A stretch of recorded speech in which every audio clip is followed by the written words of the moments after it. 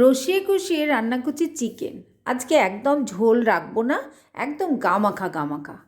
আমাদের বাড়িতে আবার সবাই আমরা আলু প্রেমিক, আলু খেতে প্রচণ্ড পছন্দ করি, বিশেষ করে মাংসে, সে মাটন বলো বা চিকেনই বলো। দেখো আমি বেশ কিছু আলুও দিয়েছি। যাই হোক, চিকেন রান্না আমার শেষ। চলো, ক্যাকটাস অনেক দিন দেখো না, এই যে ক্যাকটাস গাছটা, এটা জানলার যে বাড়তি অংশটা ওখানে রাখা আছে, আর পাশেই রাখা আছে স্নেক প্ল্যান্ট।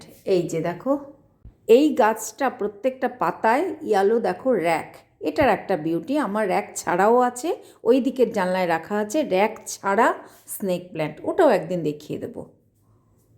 দেখো।